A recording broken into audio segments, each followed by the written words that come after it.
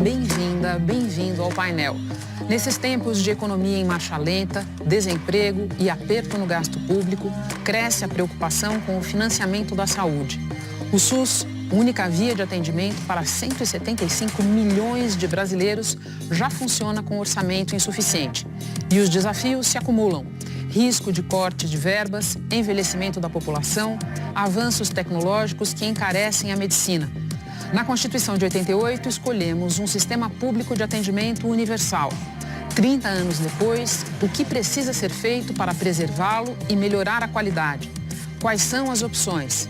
Perguntas que estão na mesa do painel para Drauzio Varela, médico oncologista e escritor. Walter Sintra Ferreira Júnior, coordenador do curso de Administração Hospitalar e Sistemas de Saúde da FGV de São Paulo. Participa também do programa de hoje Rudy Rocha, pesquisador do Instituto de Estudos para Políticas de Saúde e também professor da FGV.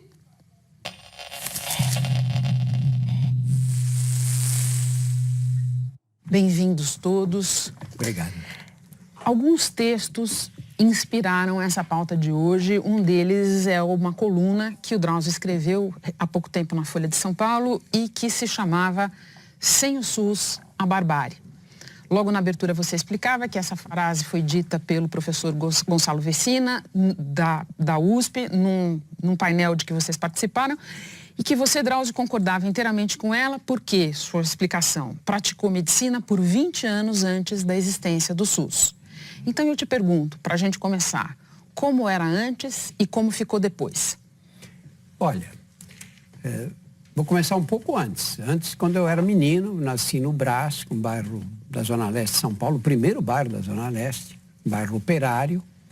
Eu não tive pediatra, meus irmãos não tiveram, e nenhuma das crianças dali teve pediatra. Nós não dávamos assistência médica para quem morava a 30 minutos a pé da Praça da Sé. Agora imagina, o país era um país rural nessa época, né? Mais de 70% da população vivia no campo. Então não havia nada de atendimento médico. Aí eu pratiquei medicina há 20 anos mesmo antes do SUS. Como era naquela época? Naquela época havia o INAMPS, que era o Instituto Nacional da Previdência Social. Então, quem trabalhava com carteira assinada tinha direito ao INAMPS. Quem não tinha carteira assinada, que eram todos os trabalhadores informais, todas as pessoas que viviam no campo, não tinham direito a nada, eram considerados indigentes. Vinha, às vezes, carimbado no prontuário, indigente, que ninguém tinha obrigação de atendê-los. Eles dependiam da caridade pública. Atendidos nas santas casas, alguns serviços que se formavam que foram montados nas prefeituras, mas não havia assistência médica. Aí, de repente, em 88, apareceram uns sonhadores que disseram: vamos dar saúde para todo mundo. Isso os brasileiros não sabem, nenhum país do mundo com mais de 100 milhões de habitantes ousou oferecer saúde gratuita para todos. Aí as pessoas dizem: mas na Inglaterra é uma maravilha, na Alemanha o atendimento médico. Tá bom. Países pequenos, ricos, com alto nível educacional, até eu organizo a saúde pública. Eu quero ver você oferecer saúde gratuita para 210 milhões de habitantes. Uma população absolutamente desigual, com desigualdades sociais enormes. E você dizer: não, nós vamos dar saúde para todos. Não é fácil. Fácil é lá, porque tudo organizadinho, os que são pobres lá, que são classe média. Nós não temos uma comparação no mundo de outros serviços de saúde. Eu acho que esse é o ponto. Walter, e 3 décadas depois, qual é o saldo, se a gente tiver que lembrar para quem nos assiste, alguns destaques do que mudou no Brasil em razão do surgimento do SUS? Primeiro, acho que o SUS, de fato, é uma grande conquista da sociedade brasileira, né? E lembrar que o SUS, ele surge junto com o processo de redemocratização do país, né? Tem a reforma sanitária na década de 70, mas ele vai ser consagrado na Constituição de 1988. E o SUS foi, de fato, um movimento de direitos civis, né? Um movimento que colocou junto, é muito interessante, se você olhar as pessoas que articularam o SUS, vai do Eduardo Jorge, que na época estava no PT, até o Ursicino do PFL da Bahia, havia um consenso naquele momento, tanto que se dizia que a proposta que foi aprovada era mais avançada do que a realidade. Na verdade, não, acho que havia uma conscientização de que aquilo era o que precisava fazer para o país. O SUS, avanços tremendos. Hoje é o principal, em termos de transplantes, sistema público de transplantes, acho que ele é o maior do mundo. O maior, gratuito. Os avanços na AIDS, no tabagismo, todo o impacto que teve no nível de saúde da população, é inquestionável o que o SUS promoveu nesse país. Agora, tem vários desafios que não foram resolvidos ainda desde o começo, né? Acho que a primeira coisa que acho que é muito importante, é o artigo 196, que diz que saúde é um dever do Estado e direito do cidadão, e muita gente para na leitura neste momento, mas ele diz, conforme as políticas sociais, econômicas do país, dizendo claramente que em nenhum momento o SUS está dizendo que é tudo, absolutamente tudo para todo mundo. E esse é um erro que faz com que crie vários problemas, e um dos grandes problemas é a judicialização. Existe uma interpretação equivocada e a judicialização hoje é um dos problemas que desafiam o SUS e colocam em risco a evolução do SUS. O primeiro problema, evidentemente, é o financiamento. Pois é. É um sistema que é subfinanciado desde o começo. Por qualquer critério que você assumir e comparar com sistemas similares, a gente vai ver que é um sistema subfinanciado. Mas não temos 9%, 10% do PIB. É verdade, né? Primeiro que nós temos é o PIB brasileiro com a população brasileira. Então, se a gente olhar já per capita, a coisa já não é tão boa assim. Como diz o Drauzio, não dá para comparar com países de população muito menor e outro estágio de desenvolvimento. E a outra coisa, a gente tem que ver que a maior parte desse 9% do PIB, na verdade, está concentrado na saúde privada, que é para menos de 1/4 da população. E aí acho que o Rudy fala até melhor do que a gente sobre esse assunto. Era exatamente a minha pergunta para o Rudy, porque na contramão de muitas manifestações recentes de que a insustentabilidade do SUS estaria aí na próxima esquina, você estudou e escreveu, Rudy, que até 2060, mais ou menos, o sistema se segura. Porém, você e as pessoas que estudaram com vocês também observam que o padrão brasileiro destoa de todo o resto do mundo, onde há esse tipo de serviço, exatamente na proporção gasto público, gasto privado. Pode explicar isso para quem nos assiste? Claro, então só para dar alguns números super importantes aqui da dimensão do SUS. Hoje a gente gasta público e privado junto, os dois subsetores, cerca de 700 bilhões de reais por ano, pouco menos de 300 para o SUS, né? Com 300 bi, o SUS realiza cerca de 10 milhões de internações por ano, 2 milhões de partos, quase 1 bilhão de procedimentos ambulatoriais, né? Então, a população da Suécia é de 10 milhões. A gente interna uma Suécia por ano, com menos de 300 bilhões. Então, eu acho que a gente entrega bastante, ainda assim, num país super complexo, difícil e subfinanciado, né? O que a gente fez foi tentar prever, olha, que saúde vai ficar mais cara, isso é um fato, está sendo super discutido no mundo inteiro e aqui a discussão está atrasada ainda, a população está envelhecendo, então algumas projeções que a gente encontrou para as necessidades de financiamento da saúde no Brasil na próxima geração indicam que a gente vai precisar, só para cobrir as necessidades, mais 1 tri. Tá? 1 tri é tudo mais constante, só projetando o envelhecimento populacional, 300. Então, é um SUS a mais. Tá? Um SUS a mais. Projetando algum crescimento econômico modesto, isso significa cerca de 4 pontos do PIB. Tá? É factível. É possível. Não é um cálculo explosivo como países mais ricos faziam há 10, 15 anos atrás. Estimava-se que em países da OCDE o gasto chegaria a meio PIB, imagina. As projeções hoje são um pouco mais conservadoras, mas mesmo assim no Brasil, 4 pontos do PIB é bastante. O principal desafio muito bem, é factível, mas dada a restrição de gastos que a gente está experimentando hoje, como que a sociedade vai se mobilizar para entregar isso, né? E eu acho que o debate tem que ser feito hoje, a gente tem que chamar a atenção hoje desse problema, né? Porque se a sociedade brasileira não pautar esse debate hoje, ela vai ser pautada. E, enfim, acho que o SUS foi a melhor resposta que a sociedade brasileira já deu à desigualdade, né? E a gente é muito bom de desigualdade. A gente né, se deixar solto jogando desigualdade... E continua sendo, né? Eu acho que é importante dizer que você acha que o SUS é o caminho. Imaginar que você... por exemplo, que a saúde suplementar hoje possa ser a solução. A gente vê um sistema de saúde como o estadunidense, que é o mais caro do mundo, e deixa 40 milhões de estadunidenses fora de qualquer assistência. Então não é este o modelo. Eles têm até a forma de financiamento dele também é muito questionável, e é um dos problemas exatamente da saúde privada, é o modelo de financiamento que paga por unidade de serviço, por fee for service. Então não é o caminho. A gente, enquanto sociedade, precisa aprender a valorizar o SUS como caminho. Quer dizer, o SUS, ele não... A Olimpíada da Inglaterra, de Londres, na entrada, eles fizeram uma homenagem ao National Health Service. Né? Teria sido muito bom se aqui na nossa Olimpíada a gente tivesse feito uma homenagem ao SUS. Era também. muito mais merecido, né? Você não acha que esse exemplo americano que você citou é muito didático? Os americanos investem 17,1% do PIB deles. Ou seja, é maior que o nosso PIB inteiro. Pois é. A quinta economia do mundo.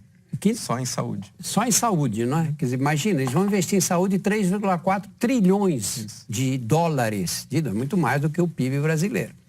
Para justificar uma coisa dessa, o americano tinha que viver quanto? 120 anos, na média, não é? Vivem míseros 78 anos, com a expectativa de vida que tem caído nos últimos 3 anos, nos últimos 2 anos. Tem caído 1 mês por ano a expectativa de vida. Quer dizer, dinheiro é fundamental, né? Mas não é com dinheiro que você resolve o problema da saúde, né? E é importante só... O modelo americano é o mais privado de todos. E mesmo assim o gasto público é maior do que o privado. E agora acabou de sair uma publicação recente mostrando que o gasto aumentou, mas aumentou igualmente... no privado e nos subsídios. Tem muito subsídio lá para cobrir idosos e os mais pobres, né? Então, mesmo num sistema muito privado, o subsídio público ainda cresce bastante para tentar lidar com desigualdade. Eu queria colocar ainda uma questão sobre essa questão do financiamento, sobre a questão de prioridades, que foi uma palavra que apareceu aqui na mesa. Propostas ou medidas que estão na praça e que entraram em campo nos últimos meses, nas últimas semanas e até nos últimos dias. O governo, por exemplo, tem uma proposta de unificar o piso de gastos em saúde e educação. Viraria tudo uma única obrigatoriedade para resolver ali dentro como gastar aquele dinheiro. Mais recentemente ainda, a Comissão de Orçamento aprovou, na semana que passou, uma tremenda injeção de dinheiro no fundo eleitoral do ano que vem, à custa de redução de gastos numa série de rubricas. Só para a gente ter uma ideia, Drauzio, só em saúde 500 milhões seriam perdidos. Tem ali uma proposta do ano que vem, o orçamento em vacinação, diminuindo na casa de centenas de milhões de reais. Não tem aí uma questão de... nós estamos discutindo o que é prioritário? Renata, se você me permite, acho que tem uma coisa muito mais grave que aconteceu e muita gente não percebeu. Com o fim do DPVAT, eu ia chegar no DPVAT. bilhões de reais que caíam direto no Fundo Nacional de Saúde. Isso não é orçamentário, é financeiro. Exatamente. É dinheiro que deixa de ir para um sistema que já tem problema de subfinanciamento. E isso passou como se fosse uma coisa Os números que eu tenho banal. aqui de DPVAT, que é esse seguro para danos pessoais causados por veículos, que na última década foi transferido em média 3 bi por ano ao SUS. Exatamente. Em 2018 para 2019 foram 2 bilhões. Daí, Rudy, quando você diz que a gente tem que discutir o que a gente quer, como é que isso aqui se encaixa? Eu acho que veio muita coisa interessante e confusa junto com o teto de gastos, né? Quando foi aprovado, o teto de gastos é o seguinte: olha, tem um teto aqui e a sociedade então vai ter que se organizar para organizar suas prioridades, né? E, naturalmente, quando vai para a implementação, né, do orçamento, grupos mais fortes acabam, nessa história, capturando mais orçamento, né? Acho que a gente não pode descuidar da saúde nesse sentido. E, em particular, juntar saúde e educação, conceitualmente, não parece fazer muito sentido. Você coloca 2 áreas cruciais disputando recursos entre si, né? Quando, na verdade, a gente precisa de integração entre elas, né? Precisa que elas trabalhem em conjunto. Uma conta que a gente também fez é o seguinte: olha, se a gente continuar se a gente congelar gastos públicos em saúde hoje, em uma geração, a proporção do gasto público em saúde com relação ao PIB chega em níveis de África subsaariana, né? É isso que a gente quer? Isso faz sentido, né? Então, de fato, acho que existe muita coisa acontecendo agora, né? Essas coisas vão ter implicações para a próxima geração, na verdade, muito rapidamente. E acho que a sociedade tem que se apropriar desse debate, né? Como o Walter mencionou aqui, passou despercebido uma coisinha ali de 2 bi, né?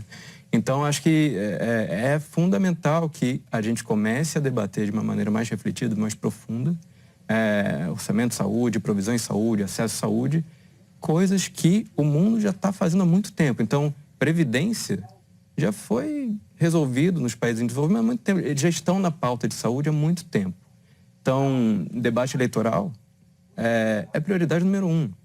Quando aqui, na verdade, se a gente relembrar como que foram os debates eleitorais, o candidato menciona saúde e corre, né? Não é debatido. Ainda que seja, historicamente, uma das preocupações que estão sempre no topo da lista do eleitor. Exatamente.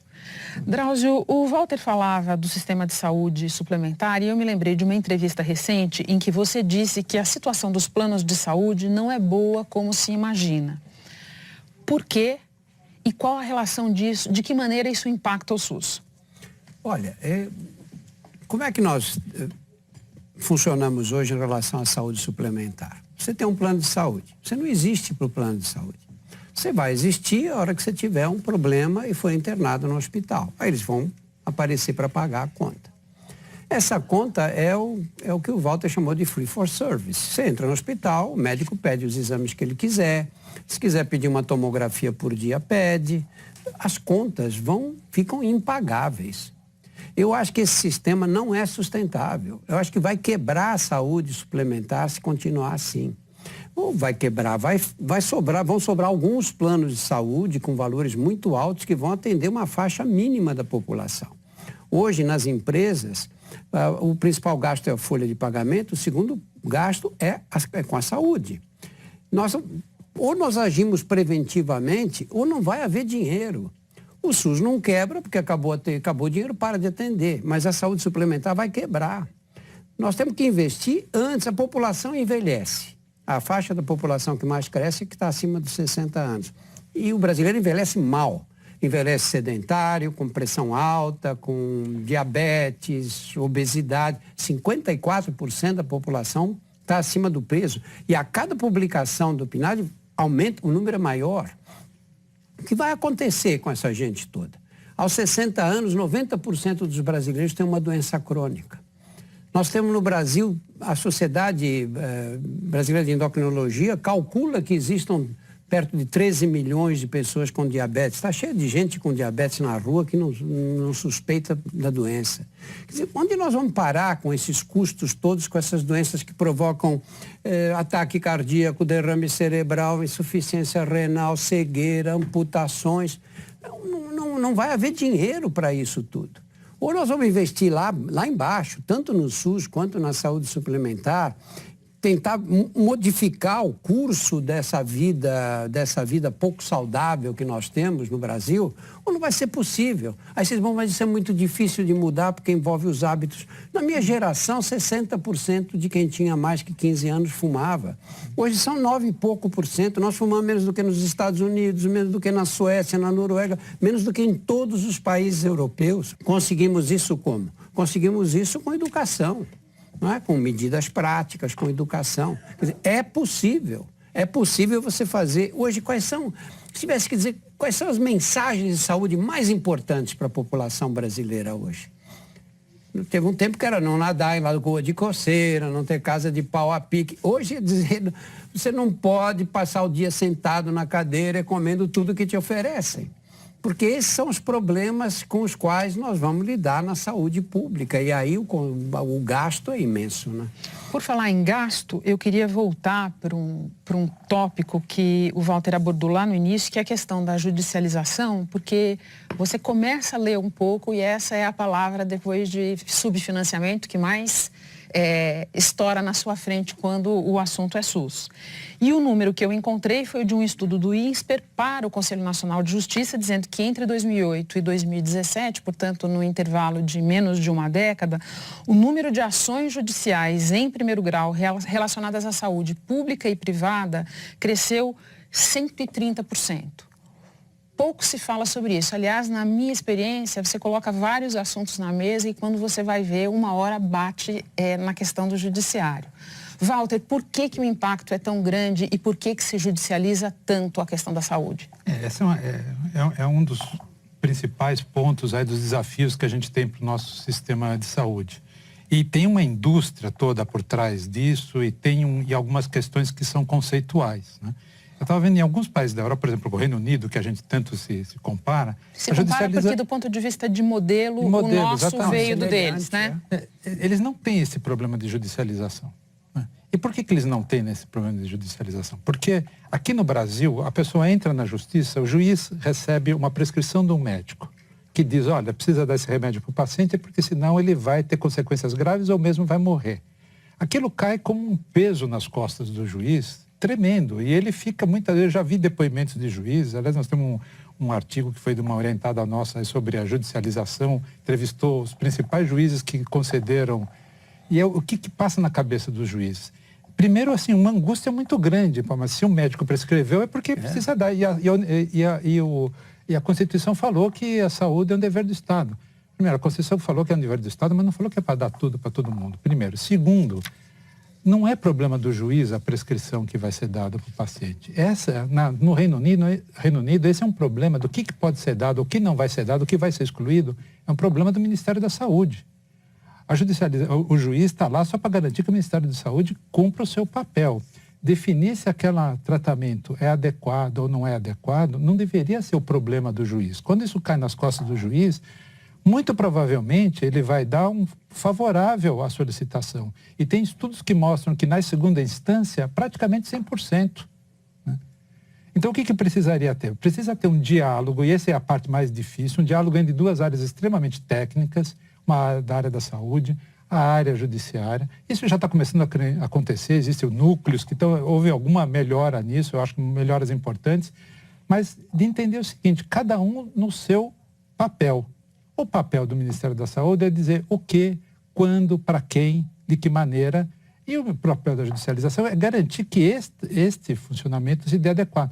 Mas não cabe, não deve ser responsabilidade do juiz dizer se o paciente precisa ser operado ou não. Eu fui diretor do Instituto de Psiquiatria lá do Hospital das Clínicas durante um tempo e lá uma vez nós recebemos uma ordem judicial para operar, fazer uma neurocirurgia para um paciente. Porque tinha lá a prescrição e a mãe do paciente pegou a defensoria pública, levou lá, meu filho vai ficar bom com isso e tudo mais.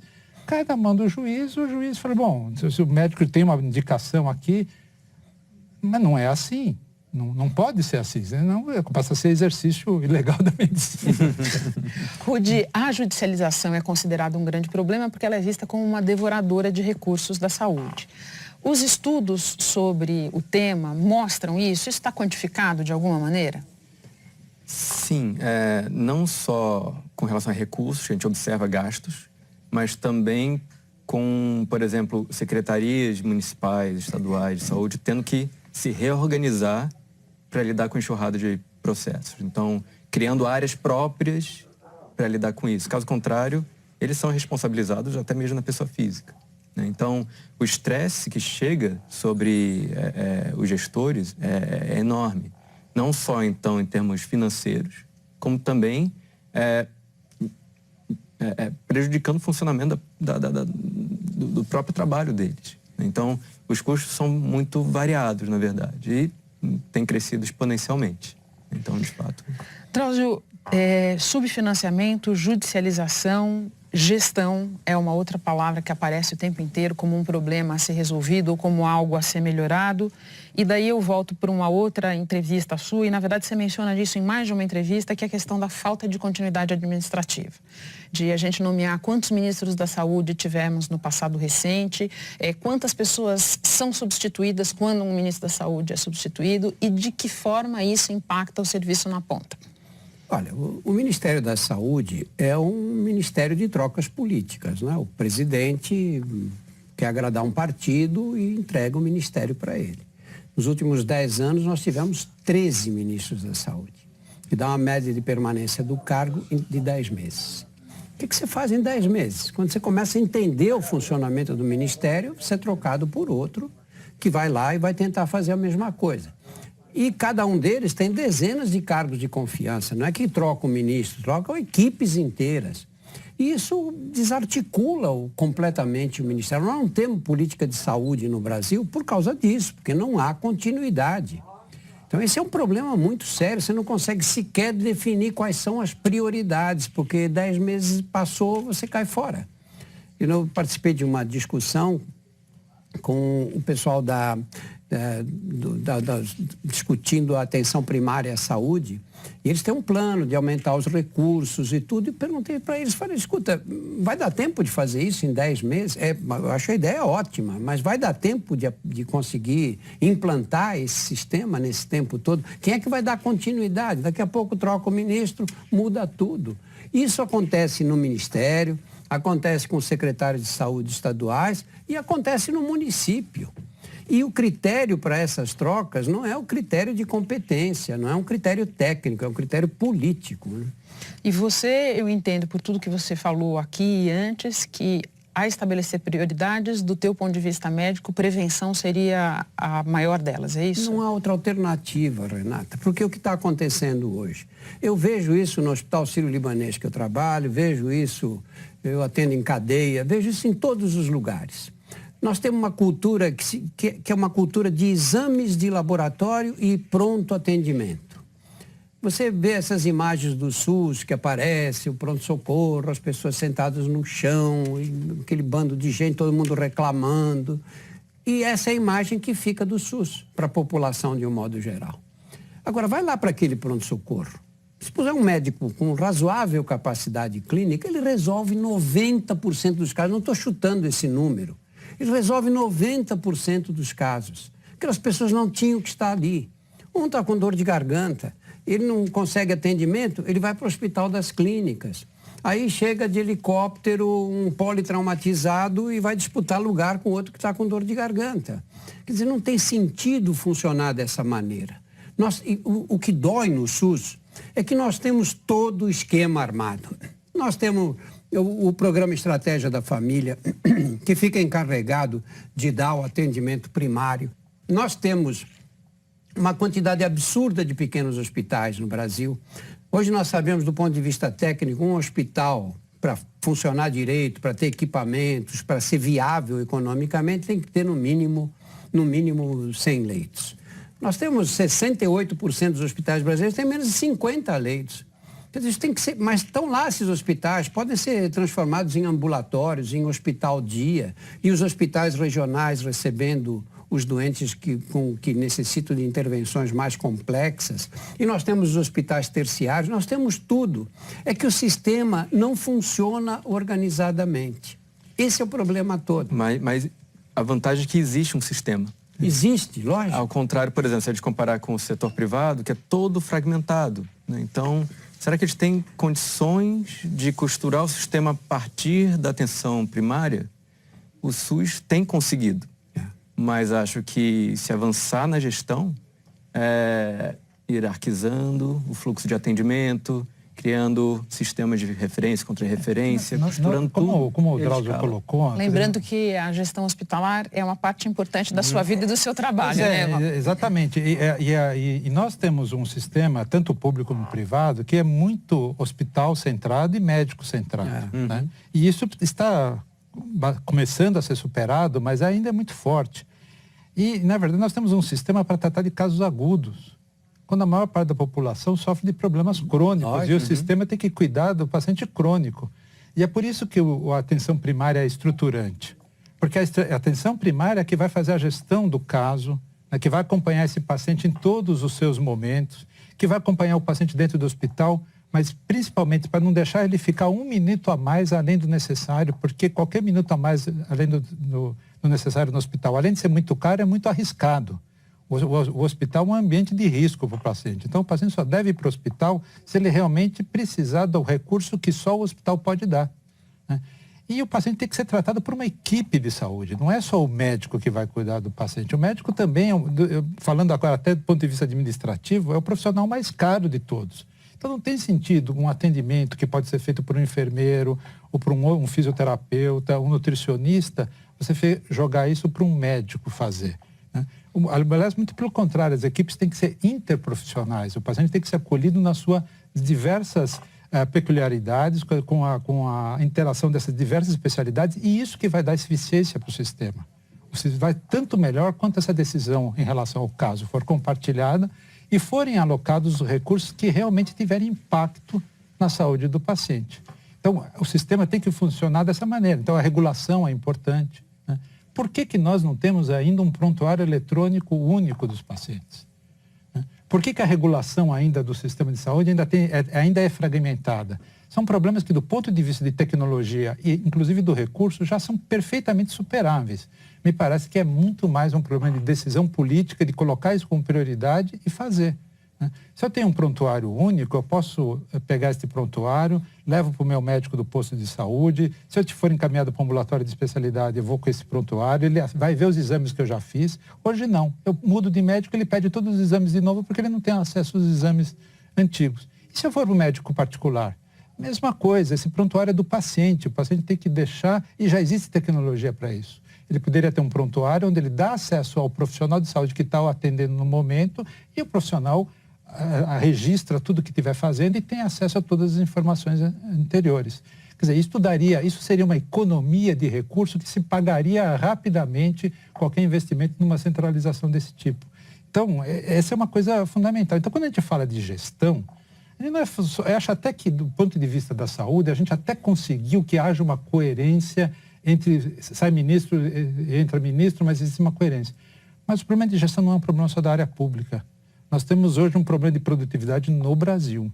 Produtividade na saúde, produtividade no setor público. E o grande problema, Renata, eu acho que é exatamente na qualificação das pessoas. Até do ponto de vista administrativo, é o profissional mais caro de todos. Então, não tem sentido um atendimento que pode ser feito por um enfermeiro, ou por um fisioterapeuta, um nutricionista, você jogar isso para um médico fazer, né? Aliás, muito pelo contrário, as equipes têm que ser interprofissionais. O paciente tem que ser acolhido nas suas diversas peculiaridades, com a interação dessas diversas especialidades, e isso que vai dar eficiência para o sistema. Você vai tanto melhor quanto essa decisão em relação ao caso for compartilhada e forem alocados os recursos que realmente tiverem impacto na saúde do paciente. Então, o sistema tem que funcionar dessa maneira. Então, a regulação é importante, né? Por que nós não temos ainda um prontuário eletrônico único dos pacientes? Por que a regulação ainda do sistema de saúde ainda é fragmentada? São problemas que, do ponto de vista de tecnologia e, inclusive, do recurso, já são perfeitamente superáveis. Me parece que é muito mais um problema de decisão política, de colocar isso como prioridade e fazer, né? Se eu tenho um prontuário único, eu posso pegar esse prontuário, levo para o meu médico do posto de saúde. Se eu for encaminhado para um ambulatório de especialidade, eu vou com esse prontuário, ele vai ver os exames que eu já fiz. Hoje não, eu mudo de médico, ele pede todos os exames de novo porque ele não tem acesso aos exames antigos. E se eu for para o médico particular? Mesma coisa, esse prontuário é do paciente, o paciente tem que deixar, e já existe tecnologia para isso. Ele poderia ter um prontuário onde ele dá acesso ao profissional de saúde que está o atendendo no momento, e o profissional registra tudo que estiver fazendo e tem acesso a todas as informações anteriores. Quer dizer, isso seria uma economia de recurso que se pagaria rapidamente qualquer investimento numa centralização desse tipo. Então, essa é uma coisa fundamental. Então, quando a gente fala de gestão, eu acho até que, do ponto de vista da saúde, a gente até conseguiu que haja uma coerência entre sai ministro, entra ministro, mas existe uma coerência. Mas o problema de gestão não é um problema só da área pública. Nós temos hoje um problema de produtividade no Brasil. Produtividade na saúde, produtividade no setor público.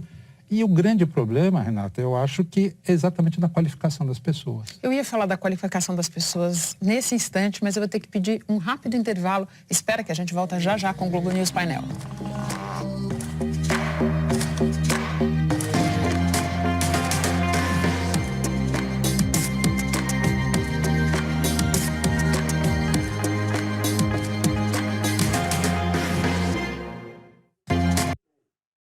Somos todos pilotos e todos perguntamos lá.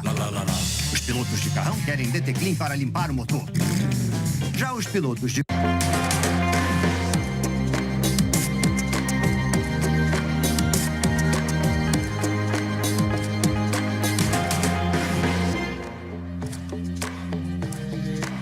Estamos de volta com o Globo News Painel. Drauzio, eu vou para você, porque um pouquinho antes do intervalo, o Walter falava de um tema que eu sei que é caro a você, que é a questão dos pedidos seguidos e infindáveis de exames. Por que os médicos fazem isso? Como ensiná-los a fazer de outra forma? Eles fazem isso porque não aprenderam na faculdade, né? Parece que na faculdade ninguém ensina que qualquer exame que você pede vai custar dinheiro, né? Ninguém diz isso. Então as pessoas pedem uma quantidade de exames absurdas. Eu vi uma doente um mês atrás, mais ou menos, que foi a ginecologista para um exame de rotina e me trouxe 83 exames de laboratório. 83, todos normais. O único que não era normal é uma dosagem de antimônio, que eu não sei para que serve. Eu não sei o que é isso aí. Falei, pergunta para quem pediu o exame. Não é? Eu atendo na penitenciária feminina uma vez por semana. Esta semana, eu recebi uma senhora lá que disse, doutora, eu vim aqui fazer todos os exames, para o senhor me pedir todos os exames. É comum o exame dá... É uma fala muito recorrente. As pessoas têm, você vê um amigo que está 30 quilos mais pesado do que devia, fuma, é sedentário, fala, fiz meus exames, estão todos normais. Ele acha, tem uma ilusão de que ele está bem. Eu sempre digo, olha, eu já vi muita gente morrer com todos os exames normais. Né? E nós temos que ter um critério. E hoje o que está acontecendo... Nós vamos passar a formar agora 30 mil médicos por ano. Renata, não tem professor para esses médicos todos. Não tem no país, sabe? Não tem nem para perto disso. Pior, nós não temos residência médica para essas pessoas. Eles montam por quê? Porque uma faculdade de medicina hoje cobra 10 mil reais por mês. E uma universidade, quando monta um curso de medicina, passa a valer no mercado 500 milhões a mais. Então, todo mundo quer abrir faculdade de medicina.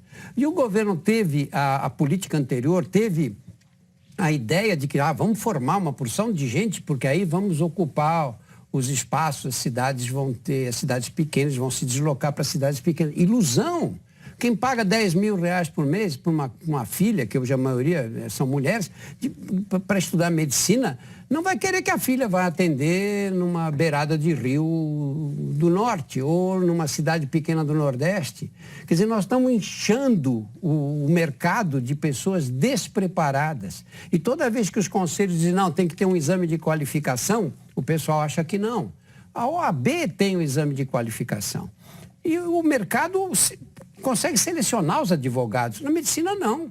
O que nós oferecemos residência para um grupo, hoje mais ou menos a metade dos formados hoje, vai ficar muito pior, os melhores fazem residência. Os piores fazem o quê? Vão trabalhar. É verdade. E aí, na época dos mais médicos, que foi uma polêmica muito grande em relação ao revalida, né, da necessidade de quem Vamos lembrar para quem nos assiste o que é o revalida? O revalida é o exame dos médicos que se formam no exterior e para praticar a medicina no Brasil precisam revalidar o seu diploma. Né?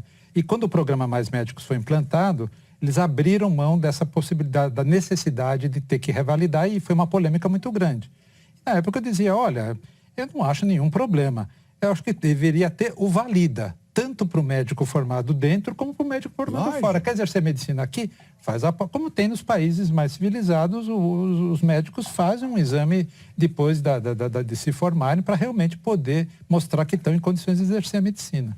Porque esse incompetente vai trabalhar e você sofre um acidente numa estrada, você vai parar na mão dessa pessoa. Você não vai chegar na hora e dizer, bom, eu quero ter livre escolha. Exatamente. É a pessoa que está lá e acabou, né?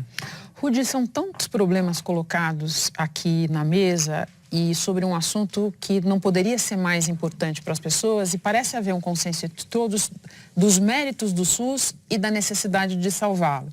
O que os melhores estudos indicam de solução ou de caminho de solução para isso, na questão do financiamento, na questão de elencar as prioridades? O que você nos diz sobre isso? Eu acho que os méritos do SUS não vieram à toa. Vieram porque o SUS, desde os anos 90, seguiu direções corretas. Então, por exemplo, o Programa Saúde da Família, que virou Estratégia da Família, é um programa reconhecido internacionalmente, cobre mais da metade da população brasileira, um caso de sucesso incrível, né? Com várias dificuldades, claro, aqui e ali, óbvio, mas outras direções foram tomadas de modo correto em geral, pactuados, né? Eu vejo, acho que existem poucos dissensos sobre o que fazer, mas é muito difícil fazer, implementar. Então, só para dar um exemplo, o governo federal tem, há décadas, tentado induzir a coordenação do sistema, a organização do sistema em regionais, né? Uma camada intermediária entre os municípios e os estados, né? Então, a gente não pode ter hospital de alta complexidade em cada um dos 5.500 e tantos municípios do Brasil. Não, a gente tem que se organizar e racionalizar os recursos e montar sistemas regionais integrados, né? O governo federal está tentando isso há décadas. Está lá na Constituição, lá, um serviço hierarquizado e tal. A gente não consegue. Por quê? Juntar meia dúzia de prefeitos com o Estado para trabalharem juntos, sem recurso, né? Sem instituições que garantam que eles estão trabalhando direito, né? Sem um Ministério Público em cima e tal. Como implementar isso, né? Como fazer com que o Programa de Saúde da Família, que tem grande dificuldade de entrar em grandes centros urbanos, consiga cobrir, aumentar a cobertura, né? Isso é muito difícil. A direção está certa, acho que existem dissensos, claro, mas existem muitos consensos e não é à toa que o SUS entregou muita coisa já. Como implementar é uma dificuldade grande, a gente é um país em desenvolvimento, cheio de restrições, subfinanciado, com questões políticas que meio que divergem o caminho, né? E sem, eu acho ainda, insistindo, sem uma prioridade muito clara da sociedade brasileira e da classe política de que a gente tem condições de fazer isso funcionar muito melhor, mas a gente tem que fazer isso acontecer, né? Isso é interessante o que ele está falando, porque uma pesquisa recente do IBOP mostrou que a saúde é a terceira preocupação do brasileiro, fica atrás só da casa própria e da educação. Mas normalmente na minha lembrança, varia muito no tempo. Saúde está sempre no alto, às vezes ela desce um pouquinho, às vezes ela está no topo, mas sempre isso. Mas as pessoas muito enxergam a saúde como o plano de saúde, o grande objeto de desejo. Na verdade, a solução é o objeto de desejo ser o SUS. O SUS na sua plenitude, o SUS financiado adequadamente. Acho que esta é a primeira luta agora, assim, nós temos que resolver a questão dessa ameaça ao financiamento do SUS, que está presente nesse momento, é o congelamento, é o DPVAT, é agora essa história do gastos eleitorais, querendo tirar dinheiro da saúde. É inacreditável que a essa altura do campeonato uma coisa dessa, é uma desfaçatez que se coloque isso, né? E precisa qualificar... Só para lembrar bastante para quem nos assiste, isso é uma proposta para o orçamento do ano que vem, que deve ser votado antes dos parlamentares saírem de recesso. Esperamos que eles tenham juízo, né? E esperamos que a população fique atenta para isso. Agora, nós temos que qualificar as pessoas, não só as pessoas que estão atendendo, mas as pessoas que estão fazendo a gestão do sistema, né? Uma outra coisa que a gente não colocou aqui, Renata, mas que é muito importante para a saúde, é a incorporação tecnológica. Nós temos a Conitec no Ministério da Saúde, que ela precisa ser fortalecida como o órgão que toma decisões sobre aquilo que vai ser incorporado no SUS em termos de tecnologia, seja em termos de medicamentos, seja em termos de tratamento. E por que isso é fundamental, Walter? Isso é fundamental porque ela responde por um impacto muito grande nos custos e nos resultados, nos níveis de saúde. Então, eu tenho que autorizar os tratamentos, os medicamentos e os equipamentos que provoquem o melhor impacto no nível de saúde da população. É isso. Quando a gente compra um plano de saúde, na verdade, o que é um plano de saúde? O plano de saúde devia ser alguma coisa que planeja a minha saúde. O plano de saúde, como o Drauzio mostrou, a pessoa só aparece quando ele usa como um usuário num pronto-socorro e tudo mais. Não é isso. O sistema de saúde está aqui. A administração em saúde não é para administrar serviços. O objetivo não é administrar serviços. O objetivo é melhorar a saúde da população. Então, e a incorporação tecnológica ela é fundamental, né? E ela envolve muitos interesses, muito dinheiro. A tecnologia em saúde ela tem uma característica que ela não, ao contrário de outros setores da economia, ela não é substitutiva. Então, o raio-x não foi substituído pelo ultrassom, que não foi substituído pela tomografia, que não foi substituído pela ressonância. Então, quando eu vou incorporando essas tecnologias, elas têm que fazer sentido no modelo assistencial. Então, acho que esta é uma coisa fundamental. Agora, isso tem que ser feito por gente qualificada. E esse é um dos grandes problemas desse país, é a falta de qualificação das pessoas de um modo geral.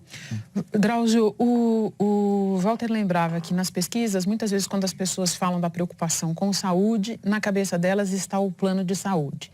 E isso me fez lembrar de uma afirmação do ex-presidente do Banco Central, Armínio Fraga, numa entrevista recente, Armínio que está envolvido no estudo de políticas públicas com o grupo do qual o Rude faz parte, quando ele disse que o Brasil incentiva o consumo de planos de saúde via dedução de imposto de renda.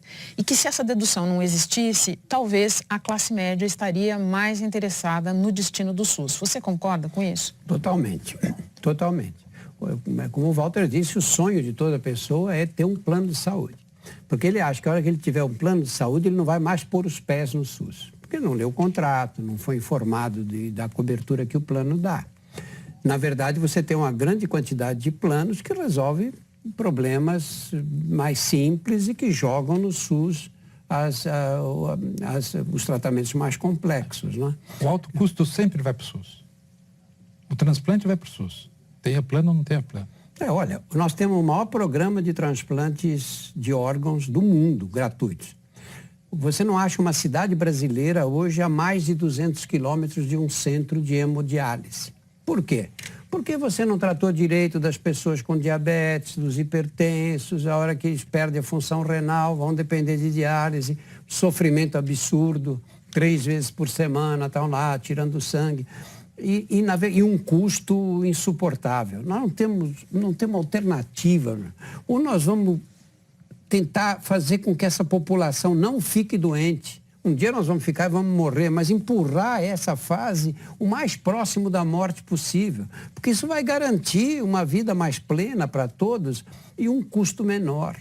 Não tem sentido nós termos uma população que fica sentada o dia inteiro, nos dias de hoje. O cálculo da Organização Mundial da Saúde é que no mundo, neste século XXI, morrerão tantas pessoas por complicações do sedentarismo quantas morrerão pelo cigarro no mundo inteiro. Então, para tratar disso não precisa de hospital. Não precisa de hospital. Isso tem que fazer as pessoas, tem que organizar o sistema público que envolve outras áreas, fora da saúde, praças, espaços para as pessoas andarem, para se movimentarem. Você pega as favelas das cidades brasileiras, a periferia das cidades brasileiras, é uma casa colada na outra, não tem o menor espaço. Aquelas pessoas não têm nem por onde andar. Vivem em lugares, ninguém pensa de como é que você pode fazer para modificar com políticas públicas, não é? Isso tem vai ter um impacto muito grande na saúde pública. Rude, nosso tempo quase acabou. Dá tempo de uma palavrinha sua que eu sei que você está tentando entrar aí na discussão. Mas uma palavrinha. Acho que só continuando um pouco o que o Drauzio está falando, acho que grande parte dos planos são corporativos, né? Então, a pessoa se aposenta, perde emprego e tal, principalmente depois dos 60 anos, e faz o quê com relação a esse plano? Os planos vão ficar mais caros, a saúde vai ficar mais cara. Então, boa parte da classe média hoje em dia, que hoje está trabalhando, tem um plano de saúde, quando bater nos 60, 65 anos, acho que tem que começar a se preocupar, sim, com o SUS, né? E qual o caminho que a saúde no Brasil está tomando. Portanto, vamos olhar para o SUS e cuidar dele. Infelizmente, o painel termina aqui. Uma delícia fazer uma discussão com pessoas tão informadas e apaixonadas pelo tema. Agradeço muitíssimo aos nossos convidados de hoje.